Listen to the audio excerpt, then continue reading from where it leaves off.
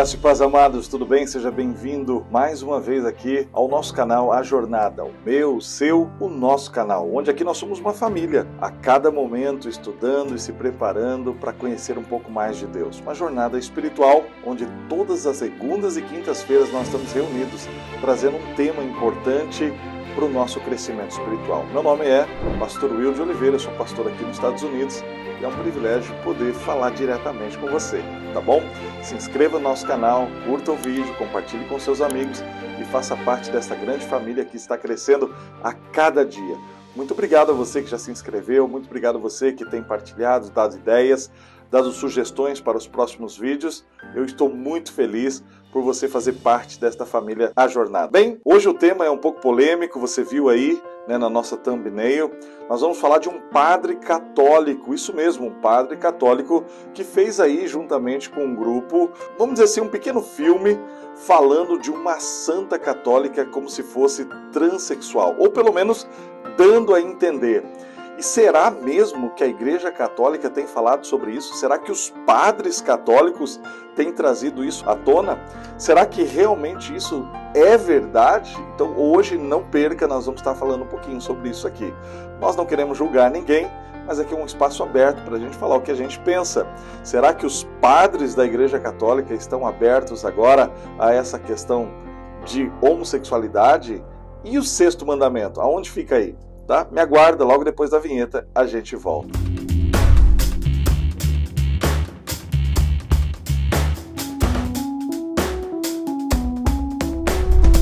O curta-metragem São Marino nem foi lançado ainda e já tem causado polêmica, isso mesmo, né? Tem um padre na Diocese de São Paulo, um padre católico romano, o nome dele é Júlio Lancelotti, muito conhecido porque tem lutado pela periferia de São Paulo, ali na Cracolândia, outros lugares, e tem um histórico muito grande relacionado à teologia da libertação. Já vimos vários documentários, inclusive ele lavando e beijando os pés dos travestis, e você vê ali o envolvimento, o engajamento dele, até inclusive muito bonito, trazendo ali esperança para aquelas pessoas de rua, pessoas realmente desprovidas de muitas coisas e que precisa de um alento, de um carinho, de um braço estendido, onde o evangelho possa chegar.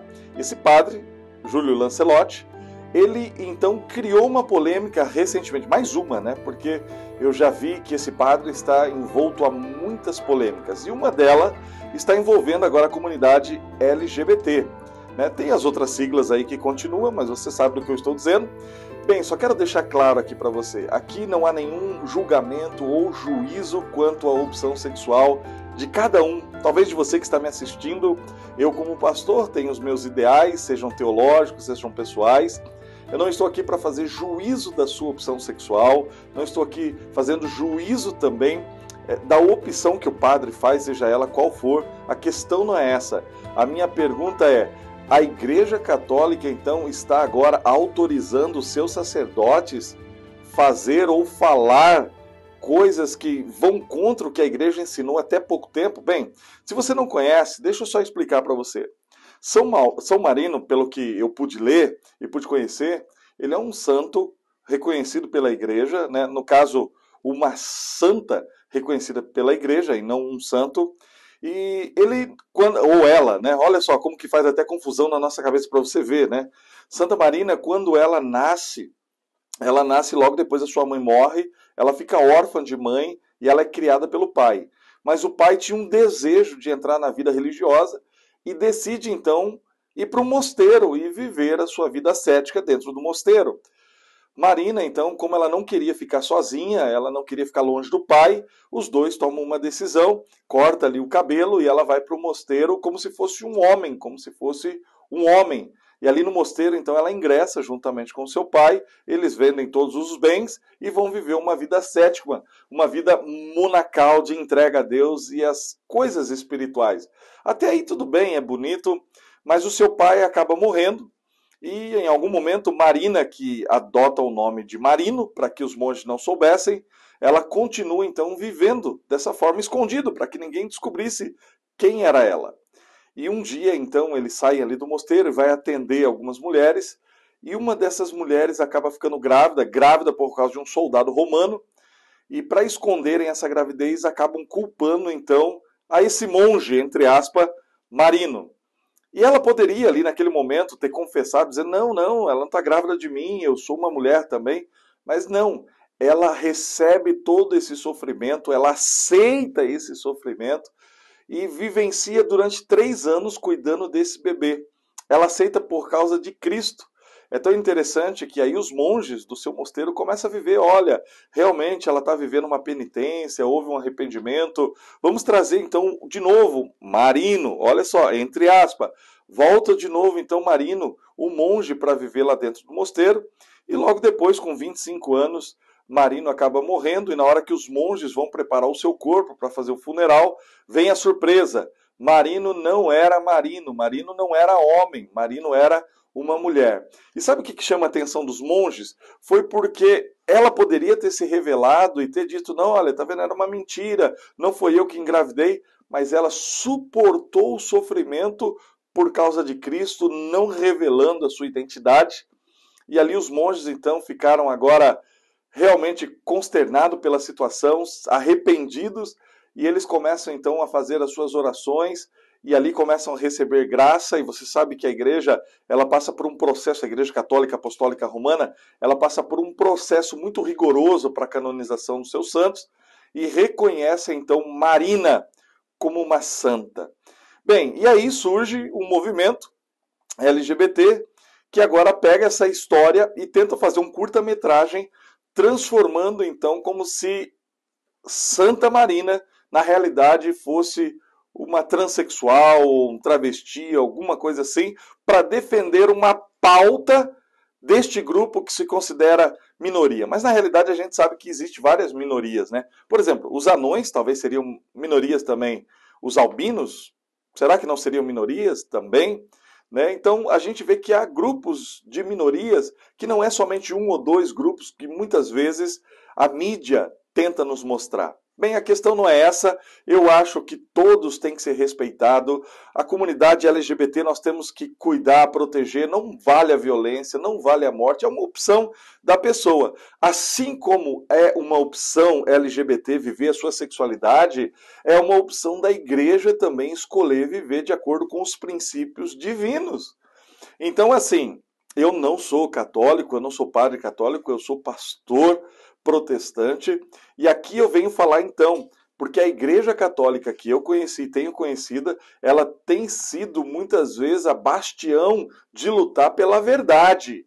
Eu nunca vi, claro que existe no seu meio pedofilia, muitas vezes, que existe outros crimes de lavagem de dinheiro, como a gente sabe, mas isso não significa que é a igreja, isso são pessoas que adentraram a igreja para tentar destruir a igreja, né? Foi como Paulo disse, que muitos falsos cristãos entrariam na igreja para tentar corrompê-la. A gente tem que fazer diferença entre pessoas e o que é a igreja de Cristo. Então, nesse caso aqui, eu acho assim que da mesma forma que as comunidades que se sentem representadas através do LGBT também devem respeitar o catolicismo e os seus símbolos. Você está entendendo? Por exemplo, eu não sou devoto, não sou católico, mas aqui existe uma questão que não é somente do catolicismo, mas de todos os cristãos. E o que é que eu estou falando? Eu estou falando da sexualidade humana, eu estou falando da castidade humana, eu estou falando do matrimônio. Você sabia que o matrimônio, há duas instituições bíblicas que foram criadas antes do pecado existir aqui na Terra. Quer um exemplo? A primeira instituição, qual que é? É o casamento. Adão e Eva, eles foram criados à imagem e semelhança de Deus antes de existir pecado. Ou seja, quando Deus une Adão e Eva, une eles no ambiente que não havia pecado. Então o matrimônio, o casamento foi instituído por Deus antes do pecado. Assim como a segunda instituição. Se você pegar Gênesis capítulo 2, versículo 3, você vai ver que Deus institui o 7º dia, o sábado do Senhor, também antes do pecado. Então essas duas instituições, tanto o matrimônio quanto o sábado, foram criados por Deus antes do pecado. E aqui mostra, se você pegar a Bíblia até Apocalipse, Gênesis e Apocalipse, você vai ver ali as bodas do Cordeiro, você vai ver sobre casamento, sobre matrimônio. Deus se colocando como o noivo, a sua igreja como a noiva. Há muito simbolismo entre a igreja e Cristo como um casamento.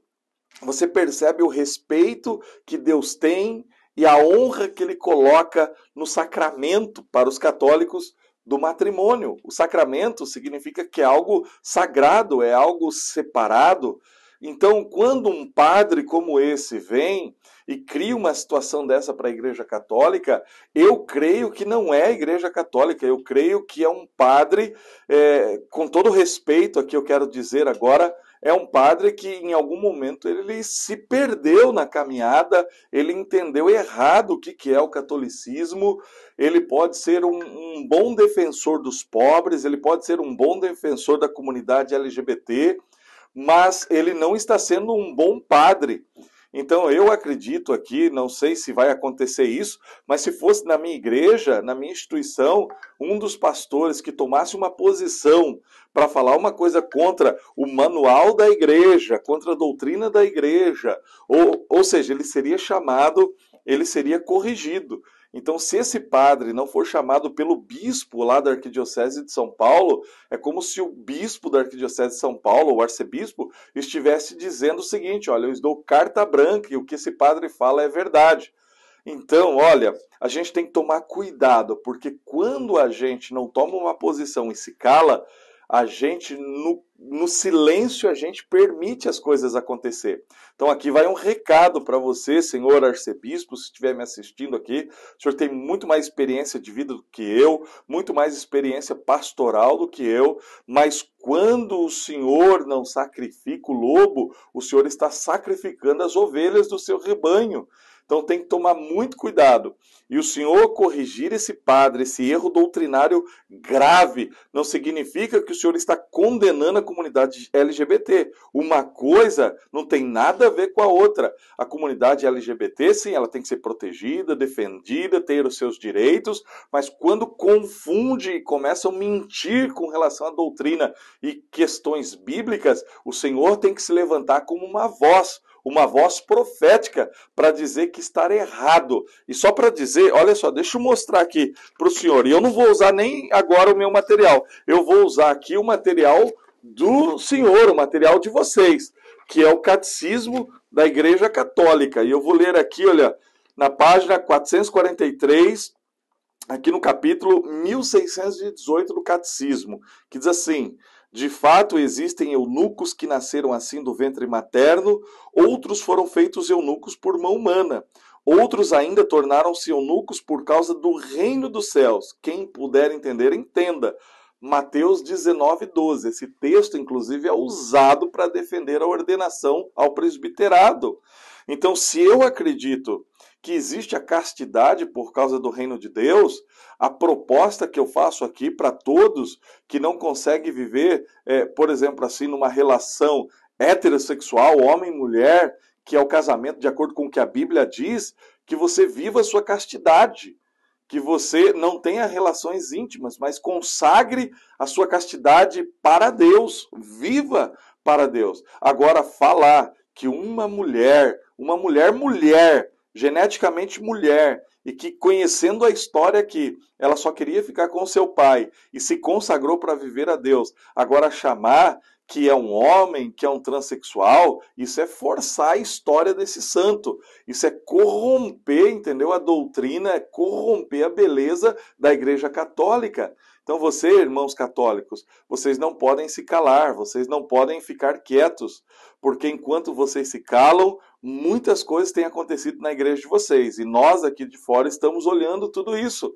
Então precisamos que vocês levantem a voz, sabe, como arautos da verdade, e proclamem a verdade, falem a verdade. E nós entendemos então que nesse caso aqui de São Marino, né, no caso que é Sã Marina, nós vemos aqui o absurdo e o abuso que tem sido feito com a religião de vocês. Então tomem cuidado. Outro texto que diz aqui, olha só: denegrir o matrimônio é ao mesmo tempo minorar a glória da virgindade. Quando eu falo e quando eu defendo esse tipo de pauta dentro da igreja, eu estou denegrindo essa instituição abençoada que é o casamento. O casamento que foi dado por Deus entre um homem e uma mulher. desde o Gênesis. Precisamos defender a nossa verdade. Defender a verdade não significa maltratar as pessoas que pensam diferente. Defender a verdade não significa que nós temos que partir para a violência. Não, defender a verdade é nós levantarmos a nossa voz e dizer, olha, você pode até pensar assim, mas nós cristãos acreditamos no casamento monogâmico. Nós acreditamos no casamento heterossexual de acordo com o que a Bíblia diz. Agora, respeitamos todas as opções. Respeitamos, né? Nós não podemos culpar as pessoas pelas suas decisões. Mas, aqui cabe o mas, entretanto, exigimos que se respeite também a nossa crença. E olha que eu nem acredito em Santa Marina, mas eu acredito que a verdade religiosa tem que ser respeitada. Eu acredito na liberdade de religião. Assim como eu, como adventista, acredito que devo ser respeitado por guardar o sábado, que devo ser respeitado pela minha posição. Eu acredito que todos que têm a sua religião devem ser respeitados pela sua crença. E um curta-metragem disso é um desrespeito total à crença dos seus 1,5 bilhões de católicos espalhados pelo mundo. E o senhor arcebispo de São Paulo, o senhor é responsável para que esse tipo de coisa não aconteça mais. Deixa eu ler aqui mais um, 2202 do Catecismo. Diz assim, um homem e uma mulher unidos em casamento formam com seus filhos uma família. Então, para a Igreja Católica Apostólica Romana, o que é uma família, seu padre Júlio Lancelotti? Seu arcebispo de São Paulo? O que é uma família de acordo com o catecismo da sua igreja? Está dizendo aqui que é um homem e uma mulher unidos em casamento com seus filhos. Isso é uma família. Tem até uma música, não tem, do Padre Zezinho? Que nenhuma família... Vocês conhecem. Nós precisamos resgatar os valores da família que têm sido destruídos. Nós precisamos voltar à essência de vivermos em família, o pai amando a mãe, né, amando os filhos em volta da sua mesa. Os tempos são os outros. Irmãos, o tempo pode mudar, mas o princípio não muda. Nós podemos estar numa geração líquida, pós-moderna, mas a verdade de Deus não muda. E lembre-se que eu disse que o casamento começou antes do pecado e é uma instituição divina.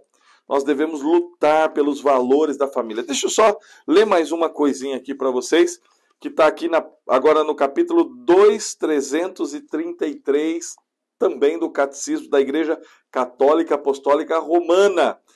A igreja que ordenou esse senhor aí, Júlio Lancelotti, diz assim, cabe a cada um, homem e mulher, reconhecer e aceitar a sua identidade sexual.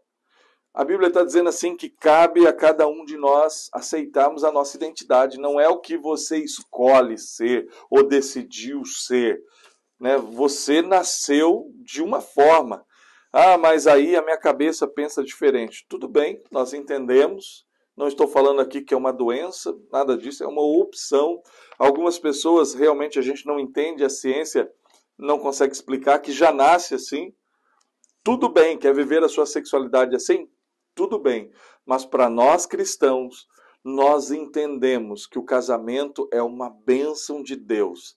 O casamento é um instrumento de santificação. O casamento, para os católicos, é um sacramento, é um veículo que nos leva para mais próximo de Deus. É um veículo que nos permite a santificar a cada dia, marido e mulher, pai e filho. Como diz lá o profeta Malaquias no último capítulo, e converterá o coração dos pais aos filhos. Ou seja, família, uma conversão familiar. Sabe, a gente talvez não precisava nem estar tendo essa conversa hoje aqui. Se nós vivêssemos... Olha, eu não estou falando aqui de igreja. Eu estou falando numa sociedade que teme a Deus. Eu sei que é um tema muito complicado para eu falar agora, porque o Brasil está numa ebulição política. Então, qualquer coisa que você fala pode dizer que você é do lado A, do lado B. Eu sou de um lado só. Não sou nem da direita e nem da esquerda. Eu sou do lado do alto, do lado de Deus e dos princípios divinos.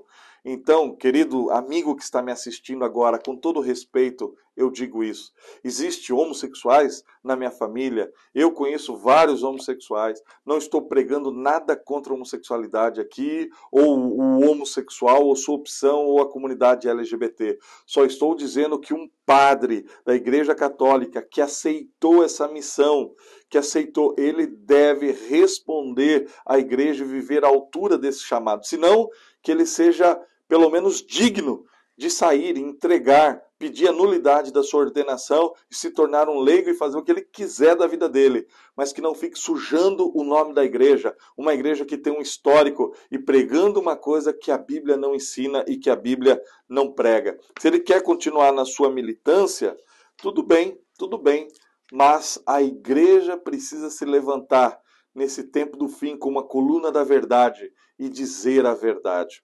Eu quero ler algo aqui que agora é da minha igreja, daquilo que eu creio como pastor. E olha só, a igreja está dizendo aqui, o casamento entre homem e mulher é uma instituição estabelecida pelo próprio Deus antes da queda. Quando Deus diz lá, era muito bom, né? Por isso deixa o homem pai e mãe e se une à sua mulher, tornando-se os dois uma só carne. E aí tem um texto muito bonito de Ellen White, que ela escreveu num livro. Se você quiser um dia ler esse livro, procure ele, chama Lar Adventista. Você vai entender como nós adventistas queremos viver a nossa vida. E diz assim, nesse livro, venerado seja o matrimônio. Isso está em Hebreus 13, né? Você sabe. Foi esta uma das primeiras dádivas de Deus ao homem. E é uma das duas instituições que depois da queda, Adão trouxe consigo aquém das portas do Éden. O casamento assim instituído por Deus é um relacionamento, como eu disse, monogâmico, heterossexual, entre um homem e uma mulher. O casamento é um compromisso vitalício entre marido e mulher e de ambos para com Deus. No casamento você faz um voto, e um voto não é com o homem, não é com a esposa, não é com o esposo somente, mas é com Deus. Então, querido amigo, a Igreja Católica Apostólica Romana, ela preza pelas Escrituras também, ela preza pelo sexto mandamento. Então, não vamos aceitar uma situação dessa. Vamos amar sim esta comunidade, vamos defender para que ela tenha voz sim, vamos aceitá-la, as portas da igreja sempre estarão abertas. Mas não vamos deturpar a verdade. Santa Marina não é São Marino, não. É Santa Marina que a igreja canonizou. Merece o nosso respeito, merece a nossa consideração. E eu, como estou dizendo, eu como pastor, eu não acredito nela como santa. Mas eu acredito no direito de que os católicos têm para defender a sua fé. E é triste ver um padre que se denomina desta igreja indo contra ela. Que Deus possa ter misericórdia deste senhor, que ele possa se arrepender, que ele possa viver a verdade que a sua igreja prega. E nós cristãos precisamos nos unir e a gente junto lutar pelos valores da família que estão tentando acabar com ele. Precisamos dizer que o casamento é algo de Deus para nos santificar, que os filhos é um presente de Deus, que o casamento é um instrumento de santificação para todos nós. E a família é um privilégio que nós podemos ter dado por Deus. Que Deus te abençoe, uma ótima noite, um ótimo dia, uma ótima tarde e que você possa viver uma vida de santidade. Um abraço, fique com Deus.